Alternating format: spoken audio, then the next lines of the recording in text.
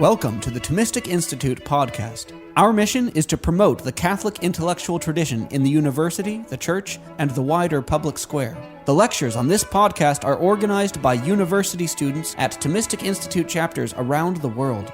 To learn more and to attend these events, visit us at thomisticinstitute.org. If you wish to listen to a lecture well, one of the things you need to try to do is to separate out what is being lectured on from the personal quirks of the lecturer. It would be unjust and unhelpful to attribute to St. Thomas the peculiarities of Thomists. I'm going to either deprive you or spare you, depending on your perspective, of the burden of discovering some of my peculiarities and quirks by telling you two of them outright. One is that I seldom resist the urge to divide a talk into question words. Another is that I like to count the divisions, subdivisions, and sub-subdivisions. I mention these quirks in particular because, although St. Thomas also has them, the particular way that they come out in his treatment of Acedia is different from the particular way that I will be using them in this talk. This is to say, I'll be posing different questions than St. Thomas does. Some of these questions will be aimed at Acedia, which Thomas does, and others will be aimed at Thomas's account of Acedia, which Thomas obviously doesn't. My hope is that the difference between my manner of questioning and St. Thomas's will be helpful for making clear to us modern-minded people what scholastic-minded Thomas means. But, in case it isn't, please direct your complaints at me rather than at St. Thomas in the complaint period following the talk. Before jumping into the questions we'll be asking in our assessment of Aquinas' account of Acedia, I'd like to consider a preliminary question, just one. The question is this: whether you will regret sticking around in order to assess Aquinas' account of Acedia. The answer depends, at least in part, on whether what you're hoping to receive is what I'm intending to offer. Here are 4 things that you might hope to receive, only one of which I'm intending to offer. If you're here only because you were impressed by the alliteration in my title, and because you're hoping to hear some more rhetorical flourishes, you should know that all of my rhetorical prowess was poured out on the title, and that any alliteration afterward will likely be accidental. If you're here only because you wanted to know in which camp I fall regarding the correct pronunciation of the last word of the talk's title, Acadia, Acedia, Acedia, or sloth,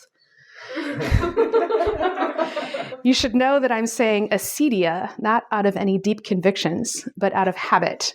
And because, in spite of my desires to confuse things even further, I couldn't train myself to consistently say Acedia. If you're here because you're hoping that I will be assessing Aquinas' account of Acedia as a viable synthesis of the writings of Evagrius of Pontus and John Cassian, or that I'll be assessing Aquinas' account of Acedia as an accurate diagnosis of the root problems of modern culture, you should know that my intention is to assess Aquinas' account in a different manner. In particular, I propose to assess Aquinas' account for its capacity to clarify for us our personal experience, for its capacity to allow us not only to pick out the experience of Acedia among similar experiences, but also to point to particular things that we can respond to practically in the experience of Acedia, if we happen to have picked it out in our own personal experience. All this is to say, my intention in this talk is to present Thomas's account of Acedia as something practical, which should not be merely thought about, but used. So, if you're here because all you know about Acedia is that it's a bad thing, and you'd like to know what a brilliant saint said it was, just in case you have Acedia, and just in case there's some sort of cure for it, you hopefully won't regret sticking around. Practically speaking, our assessment of Thomas's account will have 4 parts. Each part will be a question posed, as it were, to St. Thomas about Acedia. In the first part, we'll ask where, in our experience, we find Acedia. In the second part, we'll ask why Acedia is so bad. In part 3, we'll consider how we should respond to acedia, and the question that I'll pose in the 4th and concluding part will be a surprise. Part 1, where in our experience is acedia? What I have in mind in this part is to play something like Where's Waldo with St. Thomas. I'll pose to St. Thomas a narrative containing a series of experiences that most of us would agree probably contain acedia, but out of which few of us would be able to pick out acedia with confidence. After presenting the narrative, we'll invite St. Thomas to tell us what he sees, namely where acedia is, and then anything else he notices. 2 preliminary comments, just because this is the last opportunity I have to make comments in my own voice before I get distracted by pretending to be St. Thomas. First, I'm not proposing this Where's Waldo game merely as a fun starter. I think it's very common for us to be confused about where acedia shows up in our experience. There are 3 reasons why we might not notice an instance of acedia in our personal experience. First, it's not necessarily in our experience, at least in its fully fledged form. It's always there as a possibility, namely as something into which we might fall, but it's not a foregone conclusion that we have fallen. So if, after the talk, your friend insists that she doesn't experience acedia, you won't be doing her any favors if you say, denial is the first stage of acceptance. The second reason why we might struggle to pick acedia out in our experience is because, according to St. Thomas, acedia is a particular kind of sorrow. But sorrows can look a lot alike and can blend together in our experience. It's not always easy for us to tell whether the sorrow that we're feeling right now is primarily because the steak that we ate this morning was overcooked, or because we just realized that today is, and was at breakfast time, a Friday in Lent. A third reason it can be hard to determine whether acedia is in our experience is because the individual effects of acedia, which we'll identify shortly, can be caused either by acedia or by something entirely different. St. Thomas believes that slowness of movement, for example, can be caused either by acedia, by fear, or by a temperamental imbalance of phlegm in one's bodily humors. So to conclude that your friend has acedia merely from the fact that she seems particularly sluggish is just as rash as concluding that she hates meat from the fact that she ate sardines for breakfast while you were eating steak. My second preliminary comment is a defense of the way that I'm proposing that we examine acedia in this part, which is to say, playfully. At first glance, it seems like the most fitting approach to a grave topic is to give it in a grave manner. What's actually most fitting, though, is to approach a grave topic in a manner that allows us to register just how grave it really is. We can't register things well. That's to say, we can't internalize them or represent them clearly in our imaginations unless we can give them sustained attention. And our attention is best sustained when there are at least some opportunities when we can relax, when there are some things that are already clear and familiar, and thus fair game for being played with. It's as though we need something light on which we can hang our heavy observations. I'm not saying that just any kind of levity will help sustain our attention. The playfulness or the silliness has to be strategic. It has to be somehow close to the grave topic without being about it, without either mocking it or entering into competition with it. So you can let go of the fear that I'll be delivering the rest of this talk in my best pirate accent. But you should know that, at least in this part of the talk, I will be engaging in a bit of silly dialogue with St. Thomas. So now that those of you who have already been laughing at me feel justified, let's move on to the Where's Waldo or Where's Acedia game. And for maximal effectiveness, of course, try locating acedia yourself before St. Thomas jumps in. Meet Polycarp, Jr. Polycarp is unusual, not only in that he's named Polycarp, and that he's heir to a fish hatchery that's been in the family for generations.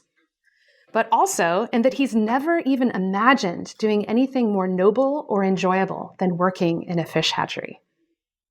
For as long as he can remember, Polycarp has known that he was named both after his father, Polycarp Sr., and after an ideal, namely, that there would be many carp hatched, both for feeding hungry people, especially on Lenten Fridays, and for bringing delight to those who, while waiting to be seated at restaurants, actually bother to look into the in-ground decorative pools. One day, however, while working beside his father, Polycarp Jr. was peculiarly repulsed by the smell of fish guts. So repulsed that he began to wonder for the first time whether he would have the stomach to endure the odor day after day for a lifetime.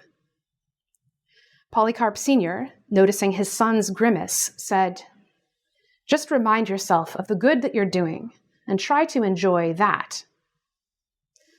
Rather than following this advice, Polycarp found himself growing spiteful at his father's lack of repulsion to the fish gut odor.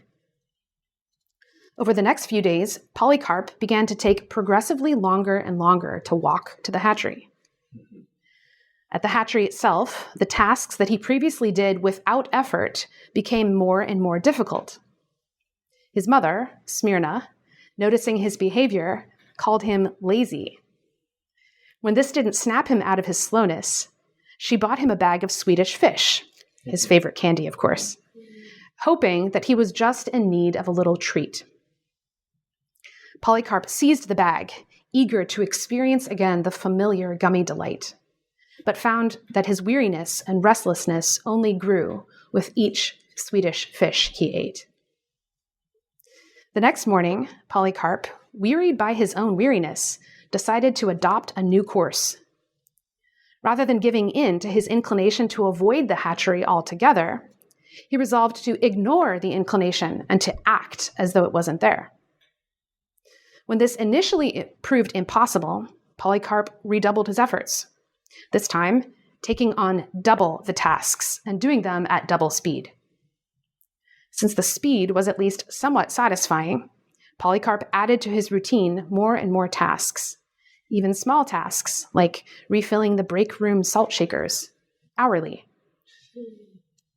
Eventually, though, the thrill of moving fast and being productive wore off, and the fish smell was still there. In a rare, still moment, Polycarp decided that he would, henceforth, only answer to the name Paul. St. Thomas speaks. He begins his commentary with a rather devastating observation. Acedia is nowhere in this narrative. Acedia is sorrow over our participation in the divine good.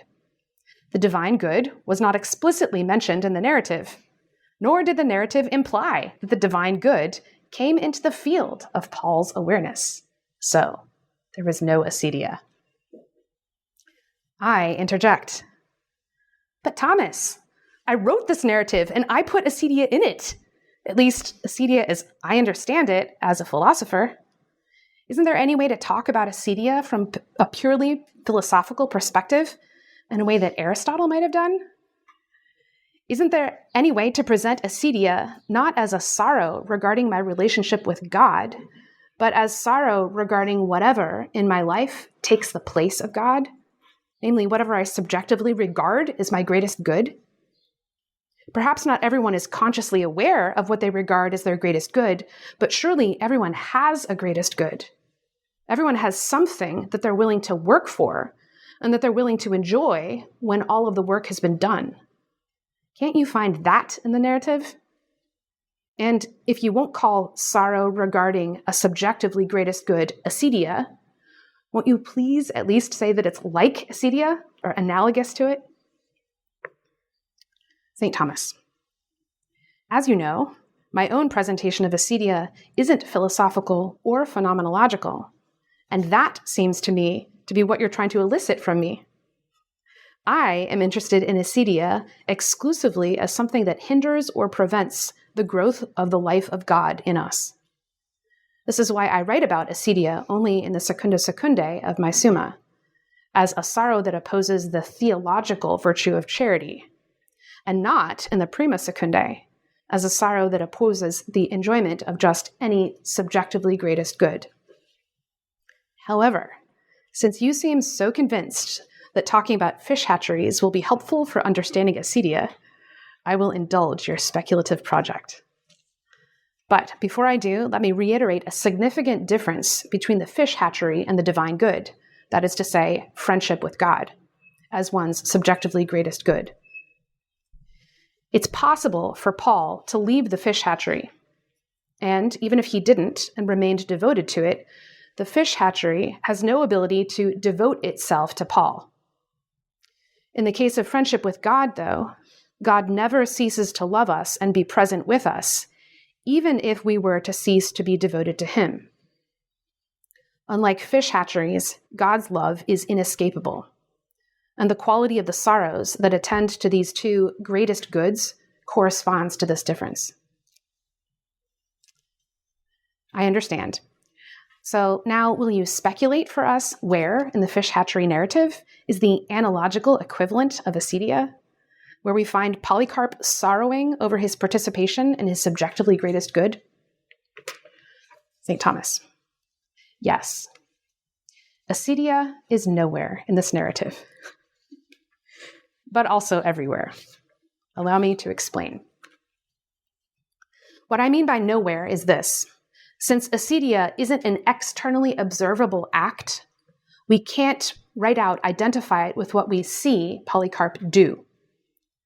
It's not the act of walking slowly to work, the act of filling salt shakers every hour on the hour, or eating handfuls of Swedish fish. In another sense, though, we can say that acedia is indeed here in these external acts, since it's acedia that gives rise to these acts.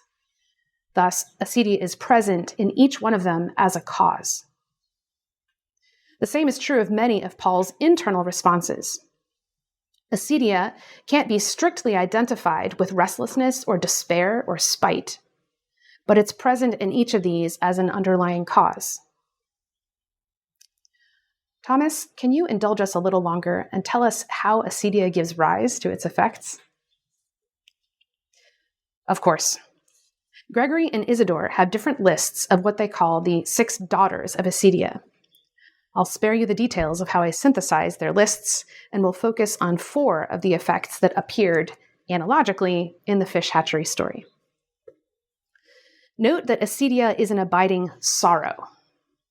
Since prolonged sorrow is unpleasant, and since we're inclined to avoid what's unpleasant, acedia inclines us both to avoid whatever we believe is causing the sorrow, and to avail ourselves of pleasant activities capable of distracting us from the sorrow that we haven't been able to avoid.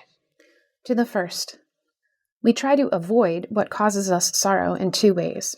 We can, on the one hand, try to flee the sorrow. Despair flees sorrow by saying effectively, I will stop loving the thing whose absence is causing me sorrow. Polycarp signifies his despair, his disidentification with the fish hatchery, when he changes his name to Paul. Sluggishness doesn't exactly flee sorrow, but rather fails to approach it. Polycarp's mother incorrectly identifies her son's sluggishness in his walking as laziness, namely as slowness due to the fear of the labor standing in the way of what he desired but didn't yet have. In contrast, sluggishness is slowness due to the absence of desire for what one already has. We can, on the other hand, try to fight the sorrow, or fight whatever redirects us to our sorrow. Polycarp, for example, responded to his father's patient laboring with spite, because this reminded him of what caused his sorrow. To the second, whether we succeed in our attempts of avoiding what causes sorrow or not, we tend additionally to seek to escape sorrow by availing ourselves of the pleasure of activity. We flee from sorrow, as it were, by fleeing to busyness. Thus, Polycarp did double tasks and double speed and filled the salt shakers on the hour. And I'll add, if Polycarp had been a girl, he probably would have also filled all of his silent moments with chatter. We might ask ourselves whether busyness succeeds in delivering ourselves from sorrow. To this, I would say, in a way, yes, and in a way, no. Keeping busy succeeds at distracting us from sorrow by removing one of sorrow's two necessary conditions. We're sorrowful first when something seemingly good for us is absent, or something seemingly bad for us is present, and then second, when we are aware of this absence or presence. If we make ourselves busy enough with salt shakers, we can remove the second condition. It's to say, we can prevent ourselves from resting our attention on the absence of what we love. But the relief that we get from this distraction from sorrow is very short-lived. It's not the kind of relief in which we can rest. The emotional inertia of our distractions, so to speak, is far less than the emotional inertia of sorrow. Sorrow is, by its nature, a resting with something painful. Distractions are, by their nature, a running away from or toward something else. We can't rest in our distractions precisely because they're not the things that we pursue for their own sakes, but only as something useful. And insidiously, the more we try to enjoy our distractions, the more restless we become.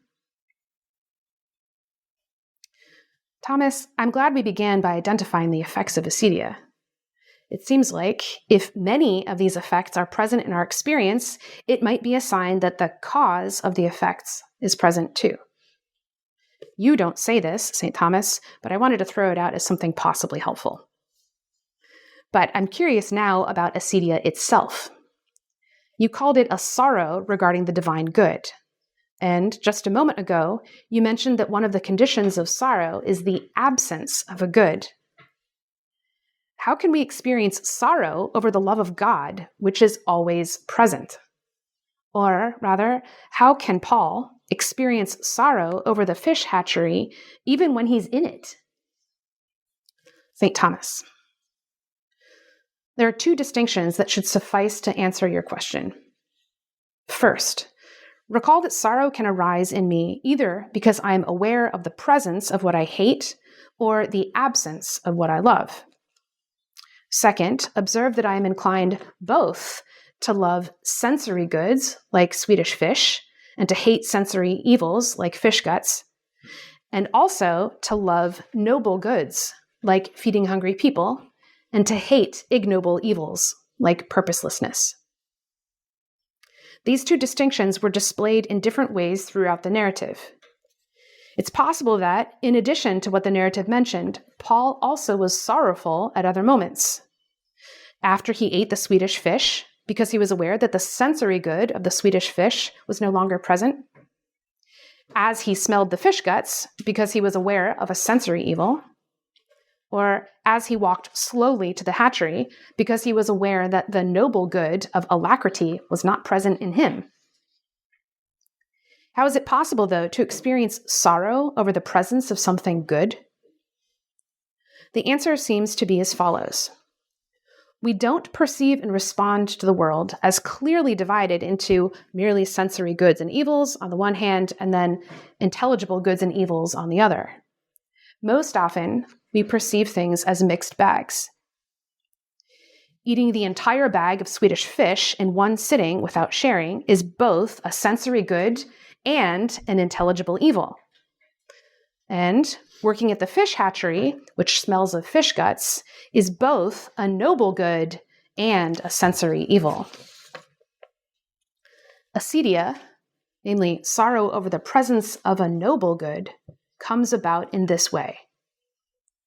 We begin by focusing on the sensory aspects of a noble good, not merely noticing these aspects, but focusing on them. If we repeatedly focus on the sensory evils, the unpleasant aspects of the noble good, we will eventually perceive the noble good not merely as having unpleasant sensory features, but as wholly identified with these unpleasant sensory features.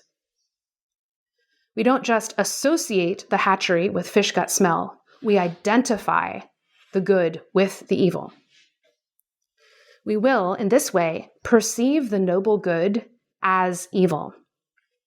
And consequently, whenever we draw near to this noble good, or it draws near to us, we will respond as though an evil were upon us. It's for this reason that Paul found himself sorrowful even at the presence of the thought of the hatchery, namely because he had come to identify it so closely with the fish gut odor. So, that my final words in this awkward dialogue are not about fish odor, permit me to retell the sequence of internal acts about a far nobler good, namely, our participation in a loving relationship with God. We should not identify acedia with just any kind of sorrow we experience in the context of our friendship with God. Acedia isn't the sorrow of the saints. It's not the sorrow that we experience when we consider that we don't yet see God face to face. This is sorrow over the absence of a real good, our full participation in the life of God. Acedia is also not the sorrow of repentance, the sorrow we experience when we consider our resistance to receiving God's love. This is sorrow over the presence of a real evil, namely sin.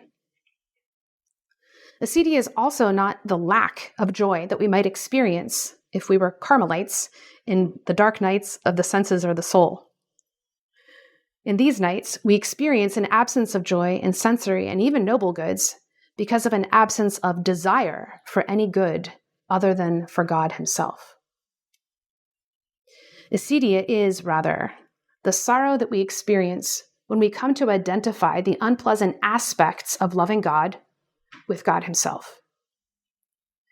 We begin, perhaps, just by noticing the arduousness of fasting or the dryness that we experience in prayer. If we allow this noticing to progress to focusing, we will come not merely to associate loving God with these unpleasant aspects, but to identify loving God with them. The narrowing of our vision, as it were, results in a qualitative distortion of the greatest significance. Part 2. A question that Thomas answered but didn't ask. Why is acedia so bad? From this point on, I'm going to shift from playfully representing what Thomas said to making some observations about what St. Thomas said. In this part, I'll direct my observations to what Thomas says regarding the badness of acedia. Even though Thomas never asks, why is acedia so bad? We can use his account of acedia to compose an answer that's far fuller than what most of our own initial answers to this question would be. Thomas, on my reading, would answer that acedia is bad in 3 ways. First, in its effects. Second, in the tendency of its disorder to progress. And third, in the magnitude of what it distorts. The first point requires little explanation. Acedia is bad because it causes in us things that are bad. Restlessness, sluggishness, and despair aren't fun. But, unfun though these things may be, they are hardly the worst of the bad. A second and worse bad aspect of acedia is that its badness tends to compound itself over time. Acedia begins with a single disordered perception, which itself begins with a single movement of the sense appetite, that is to say, of our inherent or inborn inclination to pursue sensory goods and avoid sensory evils. Paul's initial sensory sorrow itself, merely as a response to smelling the fish guts, wasn't disordered. The disorder began when his sense appetite, rather than waiting upon his rational reflection to direct his attention, inclined him to focus on the fish gut smell when thinking of the fish hatchery. St. Thomas calls this overly independent tendency of the sense appetite a venial sin, and he attributes it to, quote, the opposition between the spirit and the flesh, close quote. I understand this to mean Because the sense appetite and the intellectual appetite, or the will, are inclined to different things, it's possible for the inclinations of the sense appetite to oppose the inclinations of the will, namely what we wish to do. Here's where the compounding of badness begins. Each time Paul consciously allows himself to focus on the fish gut smell when he thinks of the fish hatchery, is to say, each time he realizes that he is reducing some noble good to one of its bad aspects and consents to do it anyway, the tendency of his sense appetite to dominate his intellectual appetite grows. St. Thomas calls this confirmation of the sensory appetite's disorder by the will a mortal sin, where the flesh not merely opposes, but prevails over the spirit. But the compounding continues. With each act of Paul's consciously allowing his sense appetite to dominate his higher self, his disposition to do the same grows stronger. St. Thomas calls this stable disposition a vice. It's not just an act, but an ingrained tendency. The third, final, and arguably worst aspect of Acedia's badness concerns the magnitude of the good that Acedia inclines us to perceive as evil. I'm speaking here not of the magnitude of God as God. God is indeed very big. But he is also, for each of us who regard him as our ultimate end, the measure we unconsciously use when we judge the goodness and the badness of any creative thing, including ourselves. It's as though we say to God, or to whatever we regard as our subjectively greatest good, I am the kind of being that was made for you. Or perhaps, you are the only one in whom I find ultimate rest and ultimate fulfillment. Consider now the effect on our identity of coming to regard God or our friendship with him as evil, while still regarding him as ultimate. It's as though we say to ourselves, I am the kind of being that was made to rest with this evil. Aren't you glad the talk is not ending here? Part 3. How can we respond to all of this badness? Well, we're obviously most interested in Thomas's answer to this question, that is to say, in the remedies that Thomas recommends to those of us who find ourselves afflicted with Acedia's disorder. I'd like to look first at 3 answers that were given before Thomas was born and that are still being put forward today. Putting these perennial answers and Thomas's side by side is helpful, both for our noticing and appreciating certain aspects of what Thomas says. I want to put Thomas's answer alongside the perennial answers for the same reason that I try not to stand next to any Dominicans who obviously take better care of their habits than I do. You only notice that white isn't quite white when you see it next to what's whiter. The 3 off-white answers we'll consider to the question, how should we respond to sorrow, are the Stoic answer, the Epicurean answer, and what I'm calling the whack-a-mole answer. The Stoic reply to the question, how should we respond to sorrow, runs something like this. You are not the kind of being that is supposed to experience sorrow. Since sorrow arises only in the presence of desire, the best remedy for sorrow is to eliminate, or at least ignore, all desire. This is in your control, and thus your freedom from sorrow is in your control. The Epicurean reply is surprisingly similar. It runs thus. You are not the kind of being that is supposed to experience sorrow.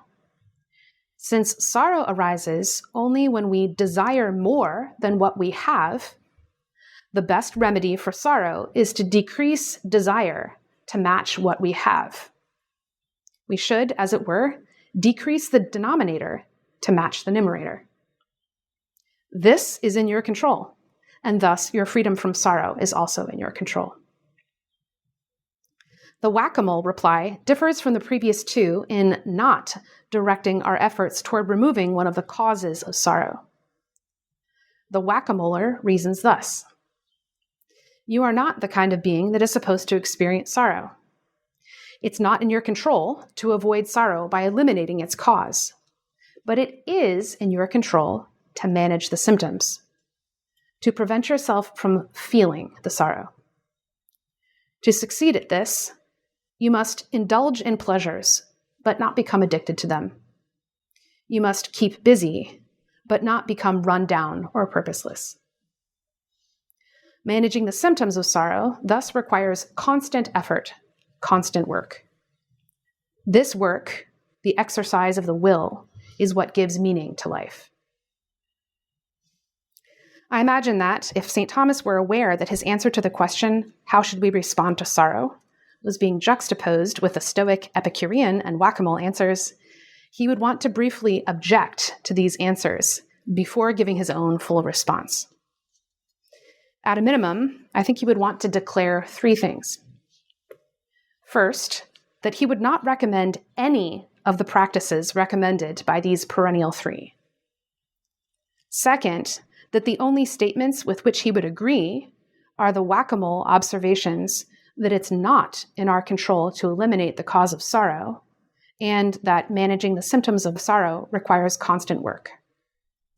Third, the most insidious of the statements made by the perennial three are those concerning our identity, namely, those that deny that we are made both for intimate communion and for joy. As for St. Thomas's fuller answer, if we were to put to him the same question we put to the others, how should we respond to sorrow? Thomas would likely say, it depends on the kind of sorrow. We'll pass over now for what Thomas might say about smaller sorrows, but I think it's worth noting that Thomas, unlike the perennial three, thinks that the kind of sorrow matters. Thomas identifies three remedies of acedia, three things within our power to do that are specifically aimed at acedia, even if they're also good in general. The first is to keep holy the Sabbath, to rest with God. The second is to contemplate God, to rest our attention on He who alone is good. And the third is to be grateful. Thomas is silent about how any of these remedies work to free us from the disorder of acedia. My suspicion is that they work together as follows. Keeping holy the Sabbath requires that we stop yielding to busyness. Although busyness doesn't cause acedia, it can keep it in place, so to speak, by preventing us from realizing the depth of our sorrow. Resting our bodies and our minds from busyness, from any activity other than the activity of enjoying God, restores our ability to notice, without the influence of haste, what things are. In short, keeping holy the Sabbath prepares us to practice the second remedy, which is contemplation. Contemplation is the simple act of resting in God. The rest of contemplation is twofold. The first is the rest of the mind. On my plane ride here, I was seated next to a man who, for most of the flight, was watching an action movie on his cell phone. I could feel the movement of his attention, even though I was trying not to look at his screen so that I could finish composing this talk. After an hour or so, I felt something different and nosily let myself look at his screen. He was looking at a picture of himself holding his infant daughter. He was resting his attention on her. Something analogous happens in contemplation when we allow our attention to rest on God alone, not on our responses to Him, nor even how we appear in His eyes. We think, moreover, not about God, but simply of Him. The second kind of rest is the rest of the appetite, or the rest of desire. When we contemplate what we love, we not only love, but possess. That's to say, we experience the rest of joy, of simply enjoying what we have and needing no longer to desire it. This is the ultimate salve for acedia, because it is the rest of which acedia is the mockery. Acedia would have us rest in an undesirable absence. Contemplation thus both supplies for and straightens out the central distortion of acedia, namely the inclination to rest our attention on the evil or unpleasant aspects of our relationship with God. Gratitude, the third remedy, extends to things other than God, the habit of looking for and resting our attention on what is good. In order to really be grateful and not just perform external acts of gratitude, we need to rest our attention on the goodness of that for which we're grateful.